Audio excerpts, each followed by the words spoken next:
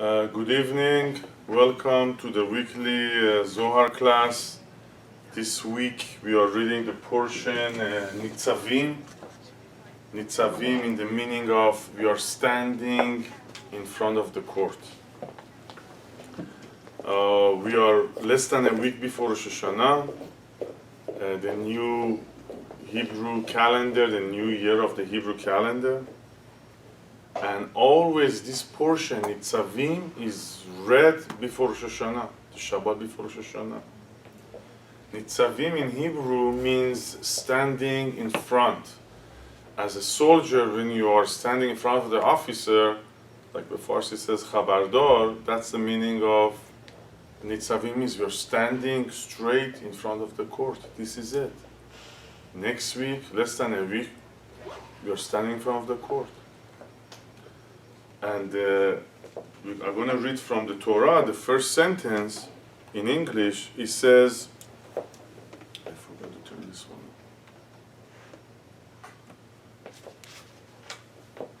one. One more time, good evening, welcome to the Zohar class. The portion of this week is Nitzavim. I'm going to read from the Torah in English. It says, all of you stand today before the Lord, your God. Your heads, your tribes, your elders, your officers, your men of Israel, your little ones, your wives, the strangers among your camp, from the cutter of your wood, drawer of the water, that you should enter into the covenant of the Lord your God, into his oath. And that's the beginning of the Torah. It says, all of you standing in front of the court in this coming week. Doesn't matter if you're sleeping, doesn't matter if you are in the Kenisa, doesn't matter if you're going to come to the services, doesn't matter if you're traveling. It says all of you, everybody, young, old, everybody standing in front of the court. And it keeps saying all of you. It means not only your physical body, your soul, your achievements, your conscience, your mind, who you are, your ruach, your nefesh, your neshama, all the aspect of your soul is standing in front of the court next week. And it's for the whole world. Doesn't matter if you believe in this or not. Doesn't matter if you're participating in it or not. Everybody's standing in front of the court. That's the amazing thing about Judaism and Torah and Kabbalah. You know, to us, this holiday was just a tradition, sitting among family, eating something, and then coming to the Kenisa, hearing the Torah and going home. That's fine. That was the 1%. But we are so lucky, such a zuchut, such a merit to have access to this information, that every day is different. This week is like no other weeks during the year. This week, the Torah tells us, prepare yourself. You're going to a court. You have a chance. Chance for what? We have a chance to have heaven on earth next year. As simple as that. We can switch. We can turn our destiny. We have the chance. We have the power to bring heaven on earth for us and everybody else for the next year. If we learn what to do in the next few days that left. If we don't believe in this system, if we don't believe in this wisdom, and we think every day is the same, then next year it is going to be the same. It is going to be the same. All the challenges, all the issues, all the health, happiness, success, challenges that we have. So we are so lucky that we have access to this wisdom to change the next year, the outcome of this next year. I don't want to go through all the lessons we had in the past few weeks. I highly recommend go back at least 4 or 5 classes. We learn how to depress, destroy, eliminate, control the negative aspect. We touch them one by one. We recognize them, we search, and we learn their names and where they are hiding in order to cleanse, purify, and go in front of the court as a pure and cleansed person in order to be judged in a good way, in a positive way, receiving full of light, full of blessing next year. So we have about less than a week until Rosh Hashanah, and then we have another 10 days, and then we have a Yom Kippur. So we already learned what to do with the negative side during the past classes. Now we're going to learn what else we can do. What else we can do until Rosh Hashanah, and what else we can do from Rosh Hashanah until Yom Kippur. By the way, Rosh Hashanah is not a 1 day, it's not a 2 days.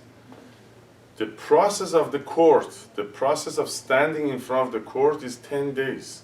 It's from the first day of Rosh Hashanah until Yom Kippur. So that's how important those 10 days are. During month of Virgo, during the 30 days, they call it Selichot, it's like forgiveness. We are learning, we are investigating, like a Virgo quality, judging ourselves. And then the 10 days, they call it 10 days of Teshuvah, the 10 days of repentance.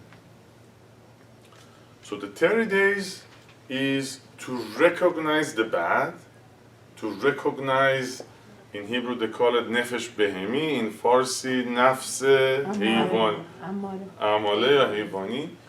So in these 30 days, we want to recognize what's wrong with me. And in these 10 days, in Hebrew they call it Nesira. We have to cut it away, we have to cut it, separate it from ourselves, and throw it away. In the Torah, I don't know if you remember, during the year we read about these 2 sheep or 2 goats that Kohen Gadol, he blessed them and says, this is all my negativities. They send one to the desert and they throw down one to the mountain, La'azazel. So in this past month, until Rosh Hashanah, we still have a few more days to recognize what bad characters I have. What is wrong with me? What is bringing me separation? What makes me angry? What makes me sad? What makes me depressed? Where is my goodness is hiding? So I don't want to repeat myself. We talk about it in so many different angles about the negativity. Tonight we want to talk about what else we can do. So those 10 days taken very seriously. The 10 days between Rosh Hashanah and Yom Kippur, they are very unique days. In Hebrew, Shana, 1 year, the numerical value for it is 355, but in reality, in a calendar, we have 365. So the 10 days that are missing is those 10 days between Rosh Hashanah and Kippur. The secret is like, don't count it as a regular day. I'm going to my work, or I'm taking my kids to school, or yeah, we still have to do our duties, but they're very special days. They're very unique days. It can determine your destiny for the next year. Take it seriously. So, Isn't that 10 Sefirot?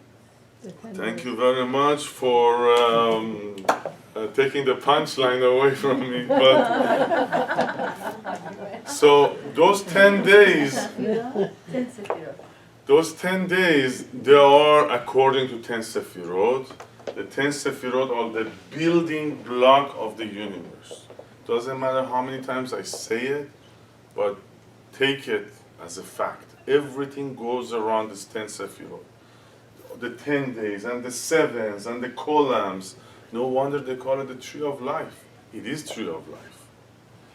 So we're going to say goodbye to our Facebook viewers. We're done with the first 10 minutes. The rest of the class is going to be loaded, I think, by tomorrow or the next day. They can watch the rest later. Thank you very much. Okay. So Rosh Hashanah is the birthday of Adam Rishon. So the Adam Rishon was created on the 6 days. So what happened to the other the 5 days? So the first 5 days starts from the 25th of Elul. I think it starts from tomorrow.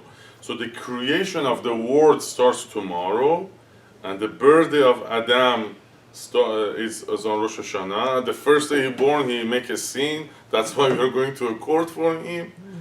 And then the 10 days we have to go through the Sefirot.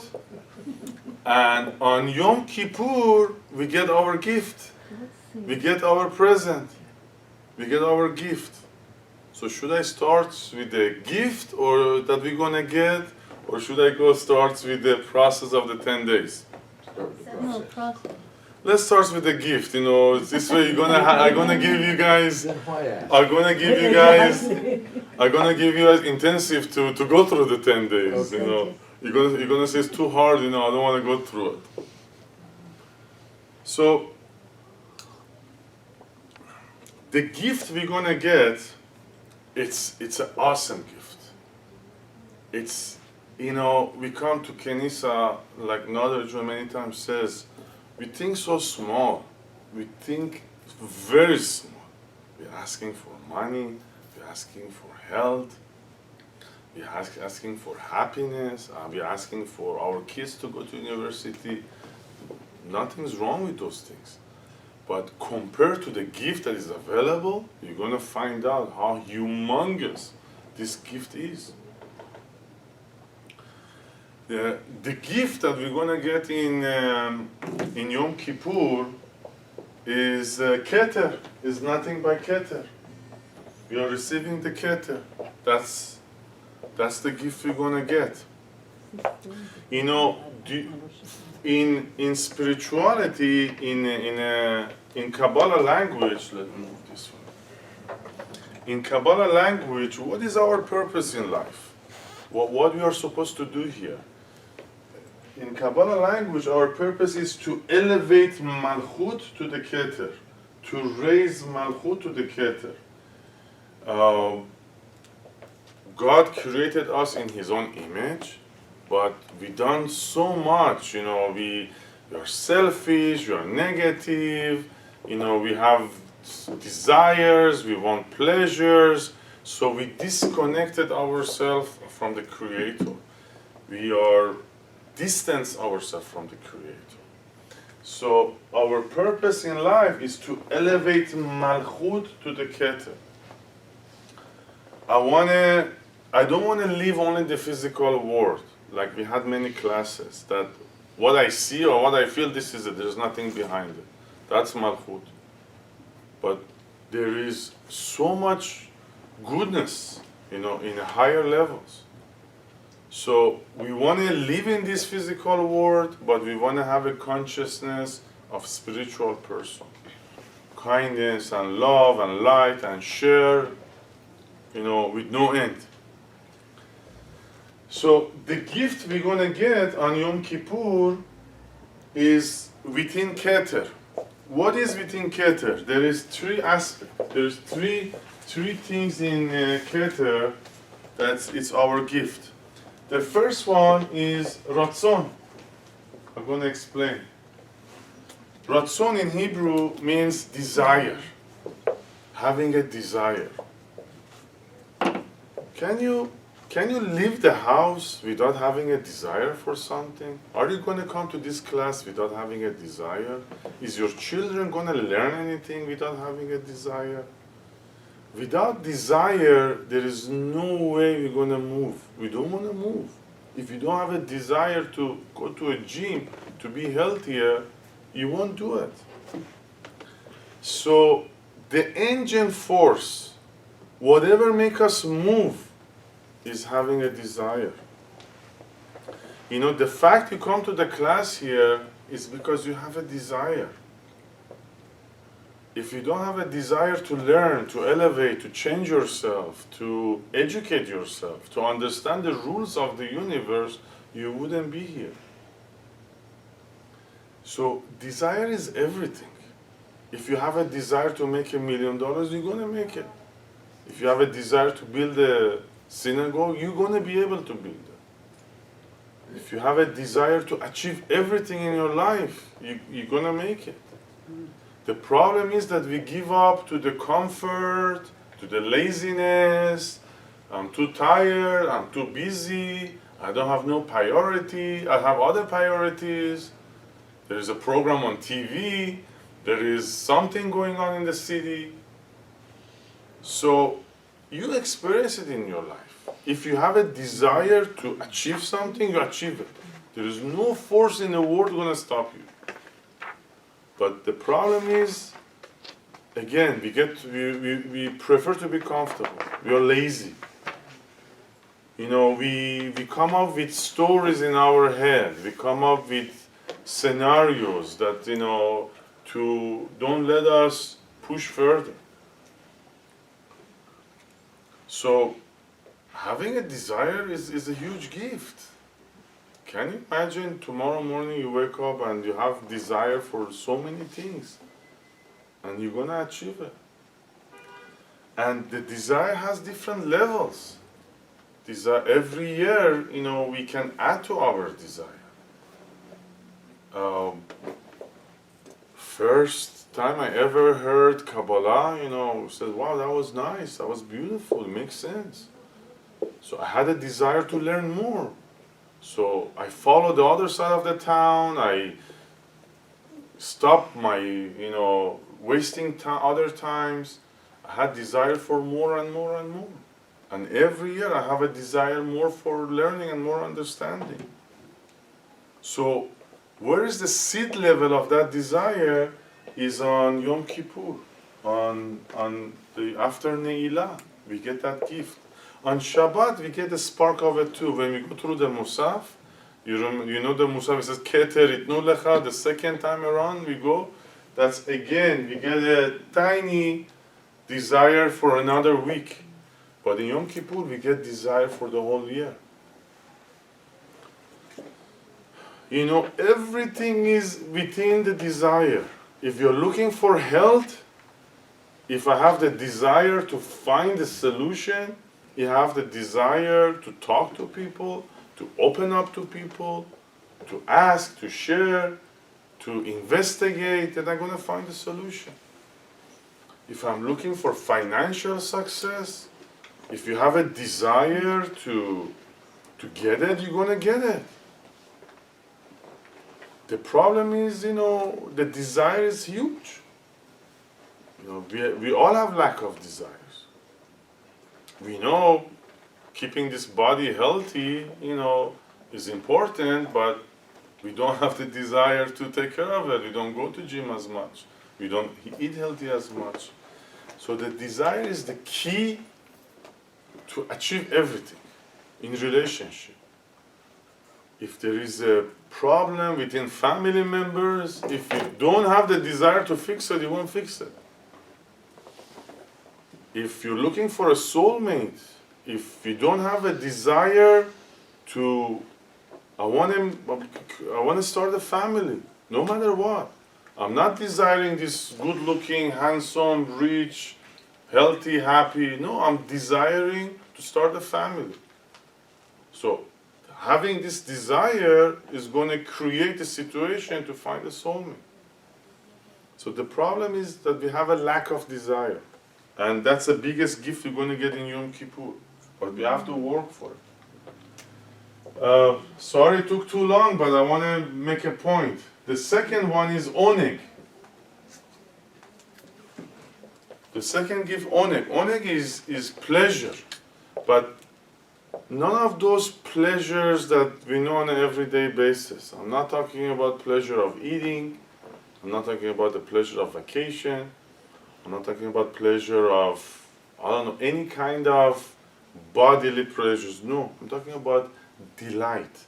Like if you know Hebrew, they said oneg Shabbat. In Shabbat we have oneg, we have this happiness, we have this pleasure that is not related to any physical matter. It's not related to any physical situation. On Shabbat, you should see your faces. We're all glowing, we're all happy. Did we eat anything? Did we dance? Did we get a massage here? No, it's is the ultimate pleasure, is the ultimate happiness, is the ultimate delight. So, oneg is when you wake up in the morning, you are charged up, you're full of energy, you are happy, you want to jump into life. You don't feel sad, you don't feel tired, you don't complain about your pains. Oneg is every second, every minute of my life, I'm happy. Anybody I know and I meet bring me happiness. Any situation, I understand it. I have this wisdom. I know we all deal with many tough situations. But after studying and learning Kabbalah, you understand even the tough situation in our limited perception is tough. But if you have the wisdom, you realize it's a challenge, it's an opportunity for me to grow. It's a blessing. So the gift of oneg is to be joyful, be happy, have love, be lovable every minute, every day of your life.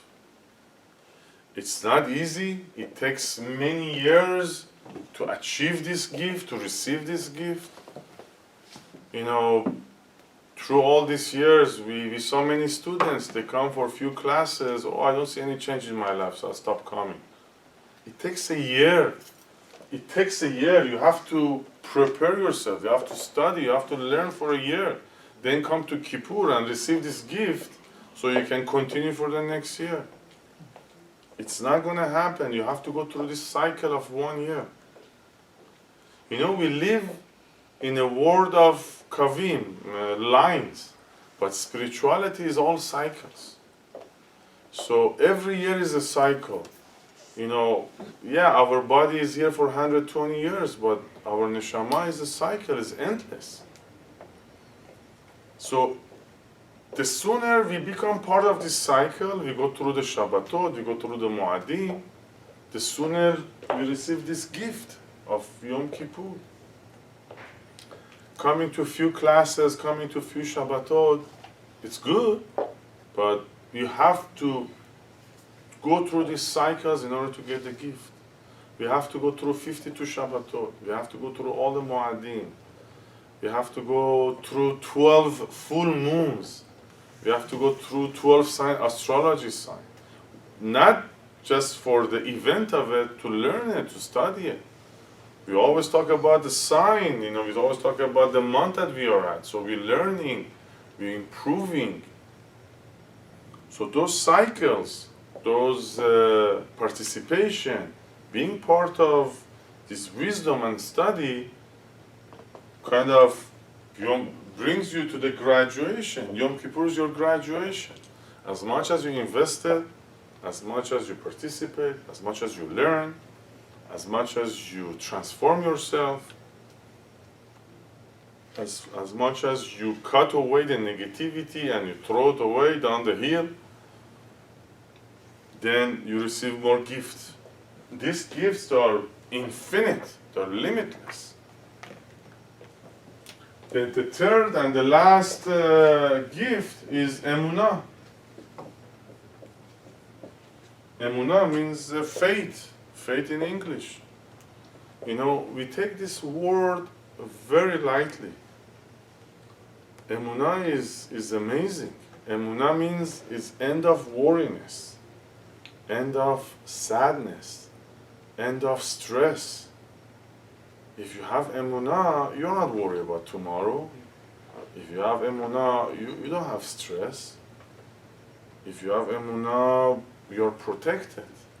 Emunah and Shekhinah is the same numerical value word. It's like when you have emunah, the Shekhinah, the female aspect of God, is with you all the time. So you're protected. So maybe it doesn't sound like much emunah, but can you imagine a day or even a few hours that you're not worried about anything? You're not concerned about what's going to happen tomorrow? You're not worried about your children, grandchildren, what's going to happen to them? You're not worried about your health? You're not worried about when I'm going to meet my soulmate? Is that beautiful? Is that amazing? To have this absolute emunah that you're not worried anymore. You're not stressed out anymore. So it's an amazing gift in a traditional way. Emunah is for somebody that religious. No, Emunah, this certainty is a beautiful gift. So are we clear about the gifts? It's not amazing gifts. So one more time, you have the desire to achieve anything you want. Anything you want. What is it you want? If they give you the desire for it, you're going to go after it. The next gift is this delight, this I'm happy, I'm joyful 24 hours. I don't see any sadness, I don't see any badness. All I see is goodness. And the next one is emunah, I'm not worried. I'm not stressed. So it takes a lifetime to receive this huge gift in a completion, but every year, by working, by going through the cycles, going through the mu'addi, what we learned 2 years ago is totally different than what we learned last year, right? So this past year, we had the bigger desire, we had a bigger pleasure of studying, and we had a bigger emunah. So this year, in few weeks, we're going to receive more of this gift, and next year is going to be even stronger. So we talk about the gift. Now let's talk about the process.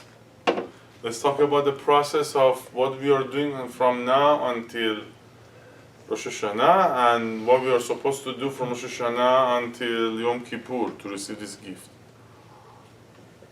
Are we clear? Everybody's good? Any questions about the gift? You want me to add more things into it? Or? Okay, so what are we doing from now until Rosh Hashanah? So the 1 week before Rosh Hashanah is the creation of the universe, is the creation of your universe. What kind of a universe you are building in the next week? So we have to eliminate all the sadness, all the worriness, all the stress, all the I don't believe in it. I don't believe my life is gonna get better. We wanna throw away all the negativities, all the angers, all the complaining, all the victim consciousness. I learned something amazing this past week. It has to do with the month of Virgo. Communication. You know, you remember last class we talked about keeping the channel of communication open with the Creator. We said every challenge, every obstacle, every problems that we have is in order for us to keep the channel of communication open with the Creator. When everything is beautiful, when I'm in vacation, I don't want to talk to my Creator. But when we have a problem, right away we want to talk to the Creator. So we have to look at it in the other way around. The problem is in my life in order for the channel to stay open.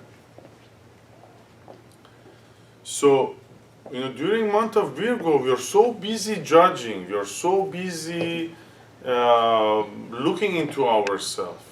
So we stop the communication with the Creator. So this channel always have to be open. It's not my wisdom.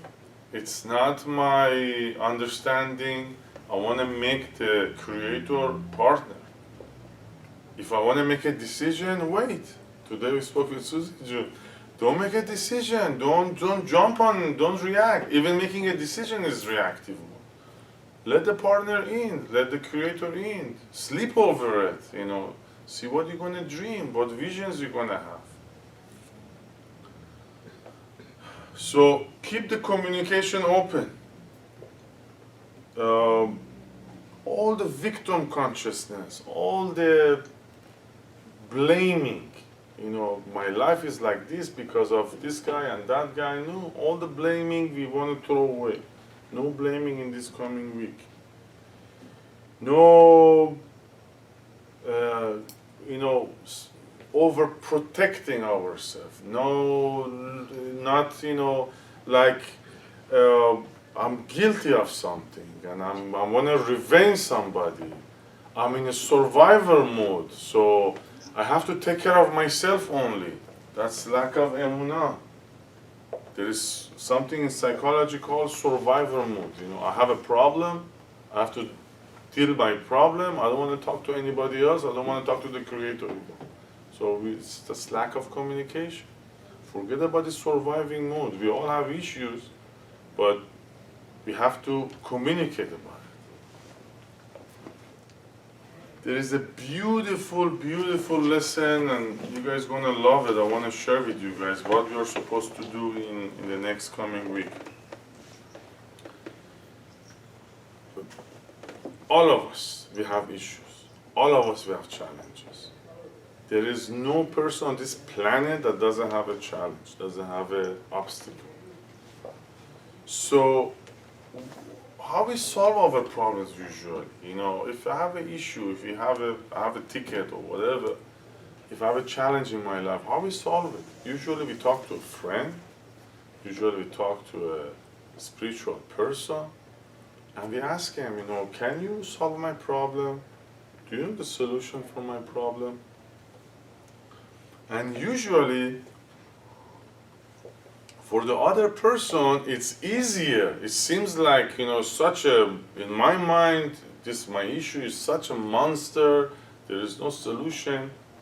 But if I approach somebody wise or good friend, and I tell them about my problem, then that person come and give me some solutions, right? And usually it works. Do you know what we are supposed to say in the next coming week to our Creator? We tell him, you know, you take care of my problems and I take care of your problems.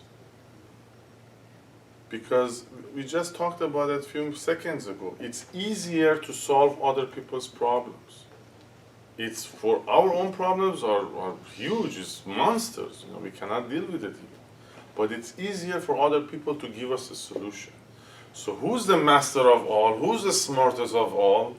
Who's the most powerful of all? Is the Creator.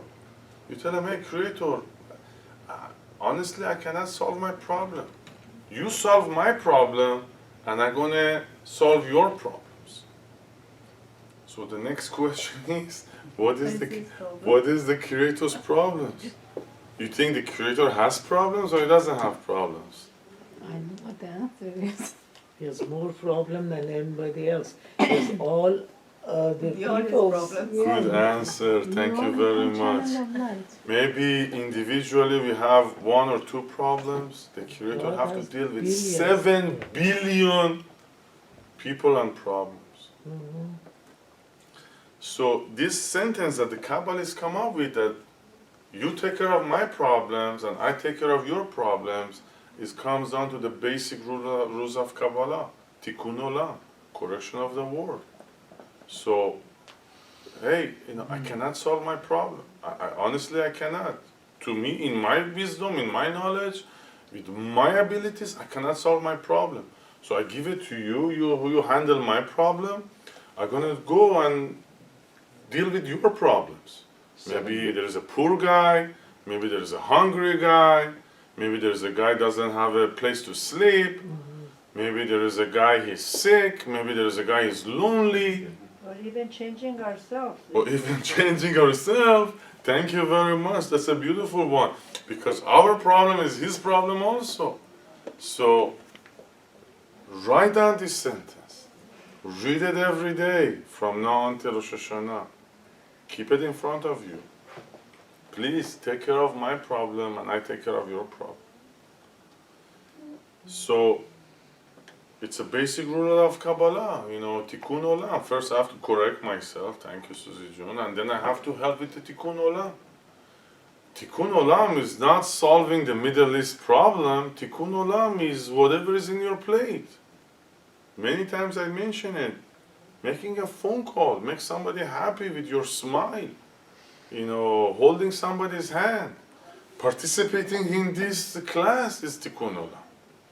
Volunteering in a kenisa is tikkun olam.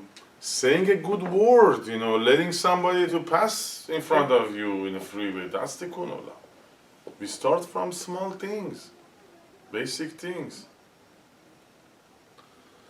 So this is the approach. This is the approach. From now until Rosh Hashanah, I cut away. I cut all my negativity and I throw them down the hill. I correct myself. I change my attitude to a better one, and at the same time, I help with the Creator's problems, and He's going to take care of our problems. There is one issue with the month of Selichot. Traditionally for hundreds of years they told us, yeah, pick up the phone and if you hurt somebody, call them and say them, I'm sorry. That's nice. That's in a 1%. But what the Zohar and the Kabbalah teach us is that act, yeah, you fix the act, but you don't fix the root cause of that act. The root cause of the act was either anger or hate or judging or jealousy or controlling. So you had a fight with the guy, you tell him I'm sorry, but the cause of the fight is still within you. So by saying sorry to the guy is good, but we need to destroy, it's okay. We need to eliminate the cause, the root cause of the issues. That is always come back to anger, hate, judging, controlling, and pride. Reactiveness. So they told us to say sorry, that's fine, but we have to eliminate the cause, the root cause of that issue. Is it jealousy? Is it because they take advantage of me? I don't look at myself in a right way. They step over me. I don't have emunah. I don't have the desires. I'm lazy. I'm comfortable. So we have to eliminate the root cause of our issues, not only saying sorry.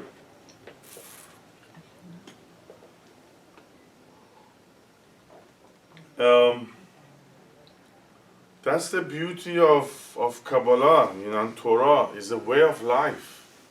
If you get familiar with all these dates and the calendar and the Chagim and the Shabbatot, it's amazing how it works.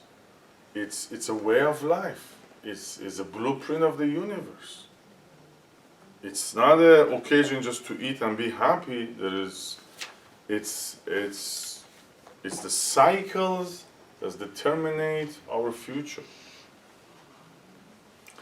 Okay, now let's talk about the 10 days. So we talk about the gift we're going to receive in Yom Kippur. We talk about up to Rosh Hashanah. Let's read from the Zohar first before we keep going forward. We are in Zohar book number 1, and we are in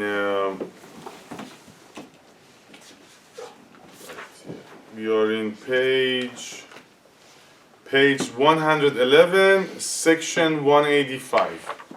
So book number 1, page 111, section 185. Before we're going to get there, since last week we didn't have a class, last Shabbat the Torah was talking about curses and blessings, if you remember. There is something very amazing happening in the Torah that 99.99% of the people they don't know, they're not aware of it. There's many things happening in the Torah. We have dots in the Torah. We have a broken vav in the Torah. We have spaces. Large letters, small letters. Some colon, most of the colon starts with vav. Some colon starts with a different letter. Last week, there were 2 words in the Torah that whoever reads the Torah doesn't pronounce those words. He pronounced a different kind of a word.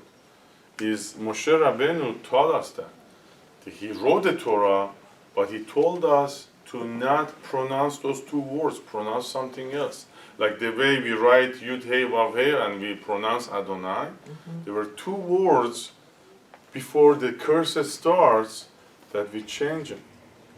Moshe Rabbeinu taught us that the way, if we can change the reading of the Torah, believe in it, that you can change yourself too. We know Torah is absolute. Torah is untouchable. You cannot change a word in the Torah, a letter in the Torah. But we have the power to pronounce the words in a different way. So we have a chance to change our next year. We have a chance to change our destiny. If we are capable of changing the reading of the Torah, we are capable of changing our destiny, our next year. So when he was talking about curses, he says we have the power to change them to blessings. So let's read the English part at the beginning. It's talking about the gift of Keter. It's talking about the gift that Rabbi Shimon received, the author of the Zohar. And this is the gift we're going to receive in Yom Kippur. I'm going to read the English fast so you understand, and then we're going to go to the Aramaic section. The Zohar recounts the final day that Rabbi Shimon and his son Rabbi Elazar spent in the cave where Rabbi Shimon had buried himself neck deep in the ground for 13 years during his learning of the Zohar. Rabbi Shimon at last emerges from the cave, battered and decomposed. He credited his total disregards for the comfort and desire of his body as the secret behind the revelation of the wisdom of the Zohar. I'm going to repeat it and I'm going to explain it one more time. He credits his total disregard for the comfort and the desires for the body as the secret behind the revelation of the wisdom of the Zohar. He says, when you let go of being comfortable, when you let go of being lazy, when you let go of this physical, the pleasures, the illusionary, the fake pleasure of this world, you have a chance to receive this huge gift. You know, we give this example all the time. We go to a club tonight, tomorrow night we want to go to a club again. You know, we have a good meal tonight, we want to have a meal again. We go to a party, where is the next party? Like this pleasure that we're experiencing in the physical world is very temporary. It's only for a few hours, maybe for a few minutes. But when you let go of your comfort, he locked himself in a cave for 13 years. Of course, we're not in that level. No pleasure, no bodily pleasures, and he received this amazing wisdom. By relating this passage to our own lives, we too can arouse the will and self-control for overcoming destructive tendencies, which are rooted in the desire to receive for the self alone. He says, in our life, if I have the will, if I have the willpower, if I have the desire, if I have the self-control to finally change myself, enough with the Lashon Hara, enough with judging, enough with bad-mouthing, enough with putting down people, enough with being angry, enough with being hateful, enough with blaming other people, enough of being sad and being in the dark. So when you let go of all those things, then you have this willpower to achieve anything you want.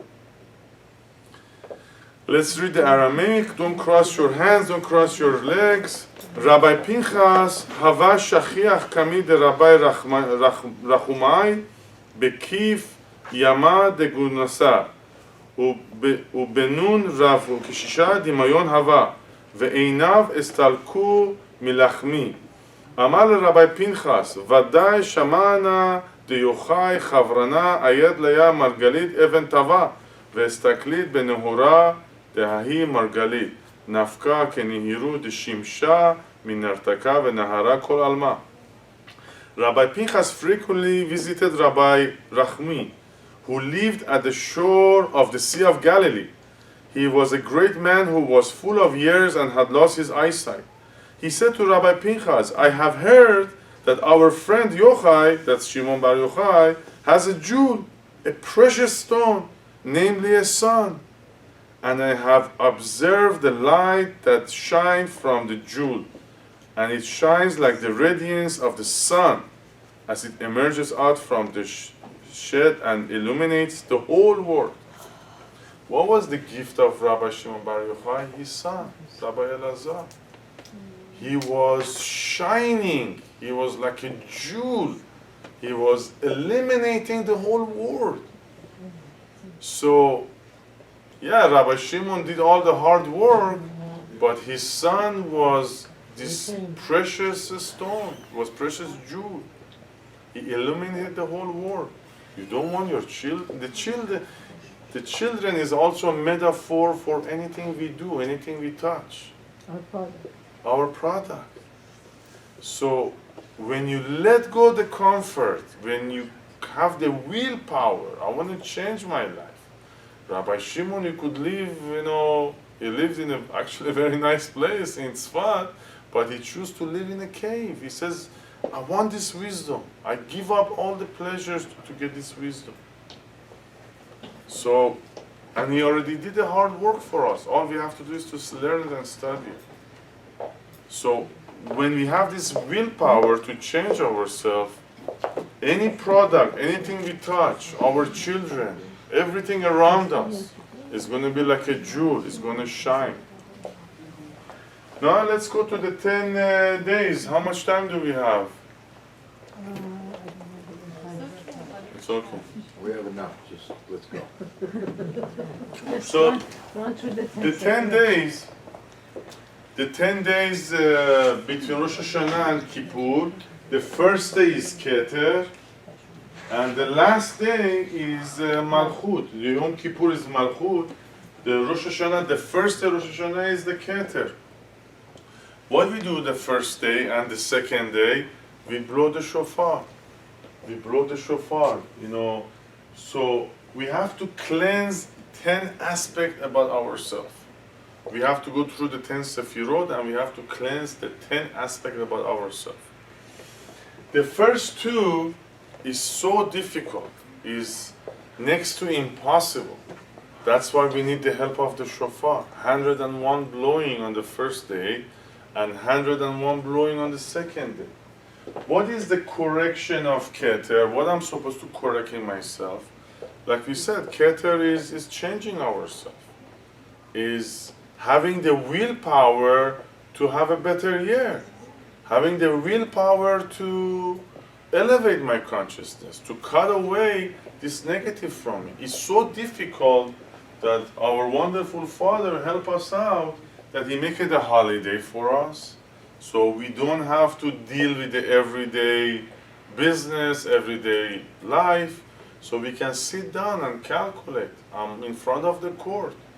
I want to change myself, and then we get the help with the shofar.